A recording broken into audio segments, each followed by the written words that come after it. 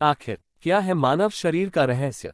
हे विंतासुत, व्यवहारिक शरीर में 3.5 करोड़ रोम, 7 लाख केश, 20 नख तथा 32 दांत, पल रक्त, 10 पल मेदा, 70 पल त्वचा, 12 पल मज्जा और 3 पल महारक्त होता है। पुरुषामान्यत बताए गए हैं। इस शरीर में 1000 पल मांस, शौच के शरीर में 2 कुड़ों शुक्र और स्त्री के शरीर में 1 कुड़ों शोणितप्रज होता है। संपूर्ण शरीर में 360 हड्डियां कही गई हैं। शरीर में स्थूल और सूक्ष्म रूप से करोड़ों नाड़ियां हैं। इसमें 50 पल पित्त और उसका आधा अर्थात 25 पल श्लेष्मा कफ बताया गया है। सदा होने वाले विष्ठा और मूत्र का प्रमाण निश्चित नहीं किया गया है। व्यवहारिक शरीर इन उपर्युक्त गुणों से युक्त है। पारमार्थिक शरीर में सभी 14 भुवन, सभी पर्वत, सभी द्वीप एवं सभी सागर तथा सूर्य आदि ग्रह सूक्ष्म रूप से विद्यमान रहते हैं। पारमार्थिक शरीर में मूलाधार आदि 6 चक्र होते हैं। ब्रह्मांड में जो गुण कहे गए हैं वे सभी इस शरीर में स्थित हैं।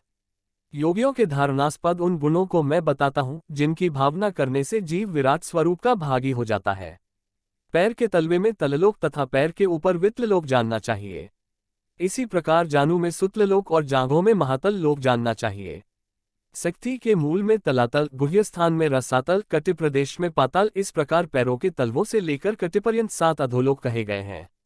नाभि के मध्य में भूरलोक, नाभि के ऊपर भूवरलोक, हृदय में स्वलोक, कंठ में महरलोक, मुख में जनलोक, ललाट में तपोलोक और ब्रह्मरंध्र में सत्यलोक स्थित है।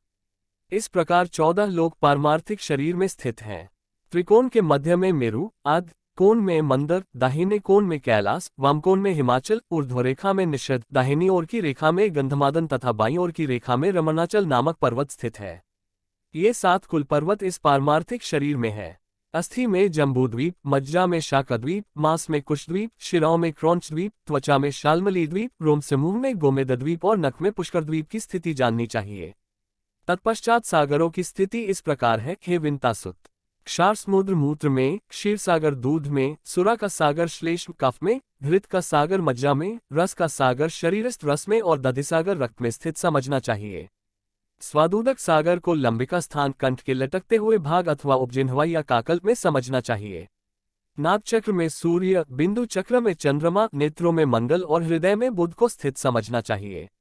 विष्णु स्थान अर्थात नाभि में स्थित मणिपूरक चक्र में बृहस्पति तथा शुक्र में शुक्र स्थित है। नाभिस्थान नाभि गोलक में शनैश्चर स्थित है और मुख में राहु स्थित कहा गया है। वायु स्थान में केतु स्थित है। इस प्रकार समस्त ग्रहमंडल इस पारमार्थिक शरीर में विद्यमान है। इस प्रकार अपने इस शरीर में समस्त ब्रह्मांड का चिंतन करना चाहिए।